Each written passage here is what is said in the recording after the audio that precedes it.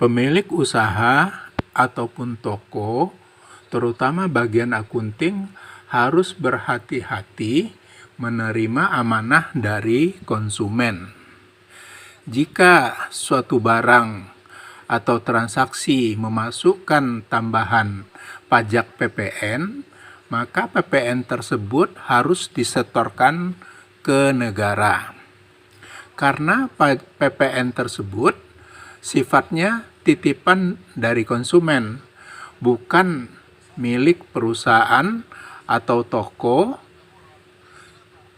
Jadi jangan diselewengkan atau dimanipulasi. Berikut adalah suara kajian Ustadz Ami Nurbaits terkait hal itu. Linknya ada di deskripsi. Terima kasih. Ini salah satu kasus saja ya. Ini yang terang-terangan saya buka adalah kalau toko sudah di-clear di depan bahwa konsumen yang transaksi di sini kena pajak 11%. Bahkan di struk itu tertulis PPN 11%. Kan kayak gitu ya? Iya. Sehingga Anda belanja sekian ratus ribu, tertulis PPN 11%, nominalnya tertera. Betul. Berarti saya membayar itu sebagai pajak. Saya konsumen ya. Sama Zat. Nah itu diterima oleh toko. Akumulasi itu dititipkan. terlarang bagi toko untuk mengambil sepeser pun. Yang pertama di kantor itu kita buat koperasi karyawan, Ustaz. Tapi masih belum berjalan. Dan Ana kebetulan menjadi bendaranya.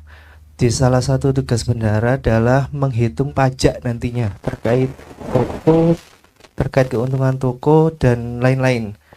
Apakah tugas saya terkait memungut pajak itu diartikan juga tolong menolong dalam kemaksiatan, Ustaz? Karena salah satu asatidz, kalau nggak salah saya mendengar, barang siapa yang kalau memungut pajak kita ikut dalam tolong menolong dalam kemaksiatan itu, Ustaz. Itu yang pertama.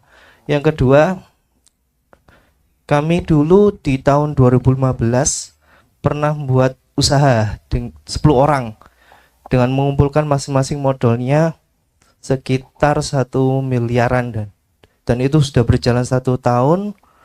Kemudian 1 tahun itu timbul hasil, ada keuntungan lah tiap bulan, lumayan keuntungannya.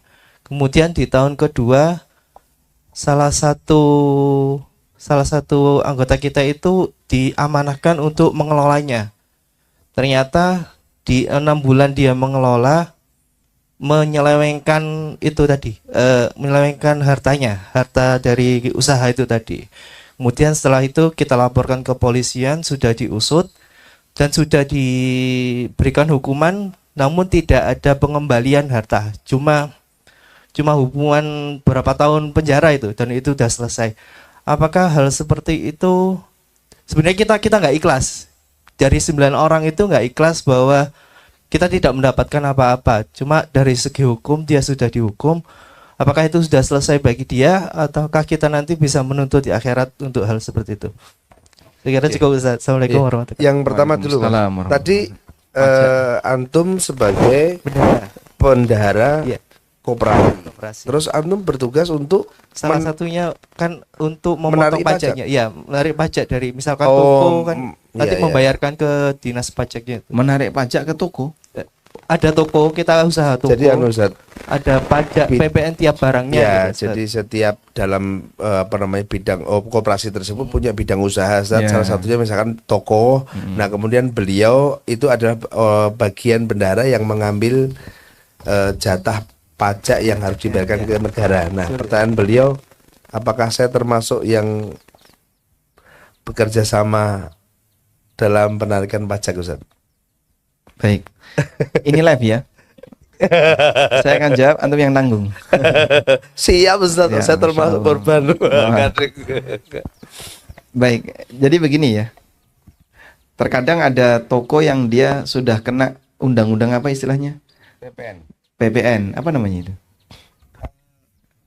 penambahan nilai, Ustaz. Penambahan nilai. Penambahan nilai. Jadi Sehingga di situ ditulisi ya. ya, Setiap Anda belanja di sini, ya, maka Anda wajib untuk bayar 10%. 10%. Sekarang lebih 11. 11. Ustaz. Sekarang 11%. Nah, ada konsumen yang belanja. Saat belanja, dia harga tertentu plus PPN. Di struk itu ada PPN-nya.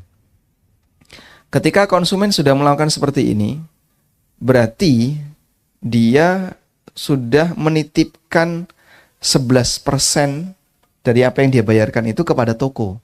Iya. Itu toko terlarang, Pak, untuk ngambil itu, Pak. Karena dia sudah titipkan. Iya. Di struk kan ada ya, harganya misalnya 200.000, 11% berarti berapa? 22.000. Iya. Ya. Maka 20 sekian.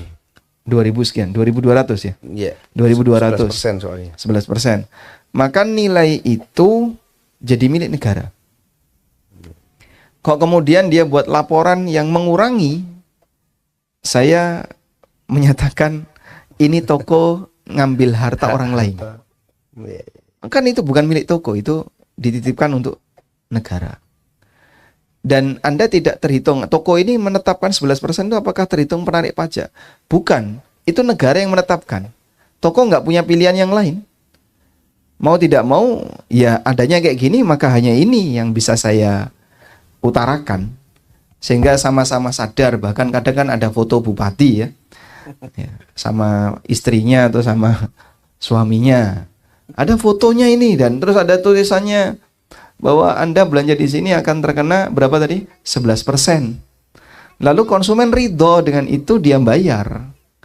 Maka toko hanya sebagai penampung yang dititipi. Kalau saat laporan pajak menyalahi itu, berarti kan dia mengambil sebagian untuk dirinya. Malah dia jadi penarik pajak. Nah, ini menarik ini, Ustaz. Anggaplah misalnya total 11% ya dari semua akumulasi transaksi yang dia lakukan, dia dapat 100 juta. Nah, kemudian dia memanipulasi laporan pajak, terus dia serahkan tinggal 80 misalnya. Iya. Yang 20 juta bukan duit dia itu. Iya, aduh ini, Ustaz.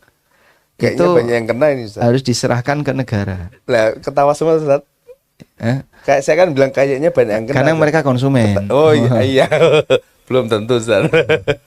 Dan ini saya juga ini menarik, Ustaz, karena nyun sewu lah. Kadang-kadang nyun sewu, Ustaz, ini saya buka sekalian nih. Seorang pengusaha itu kadang-kadang memang punya konsultan pajak, Ustaz. Betul. Ya, mungkin bisa dikatakan sebagaimana yang antum tadi sampaikan, itu mengelabui pajak, Ustaz. Termasuk mengambil haknya Jadi, negara, Ustaz. Kasusnya beda dengan yang lain. Ini salah satu kasus saja ya. Ini yang terang-terangan saya buka adalah kalau toko sudah di-clear Oh iya. di depan bahwa konsumen yang transaksi di sini kena pajak 11%. Bahkan di struk itu tertulis Iya. PPN 11%. Kan kayak gitu ya. Iya. Sehingga Anda belanja sekian ratus ribu, tertulis PPN 11%, nominalnya tertera. Betul. Berarti saya membayar itu sebagai pajak. Saya Iya. konsumen ya. Sama, Ustaz. Nah, itu diterima oleh toko. Nggih. Akumulasi itu Dititipkan. terlarang bagi toko untuk mengambil sepeser pun. Iya. Mas. Kalau dia ngambil berarti tokonya penarik pajak. Iya. Karena pembeli sudah menitipkan. Ya, maka status toko ini hanya pihak yang dititipi oleh konsumen untuk menyerahkan pajak itu. Assalamualaikum warahmatullahi wabarakatuh. Penonton yang dirahmati Allah, bagaimana pendapat Anda dengan tema kajian kali ini? Bermanfaatkah? Berikan pendapat Anda di kolom komentar di bawah. Semoga Allah memberkahi kita semua. Amin. Jangan lupa klik like, subscribe, dan lonceng ya. Terima kasih.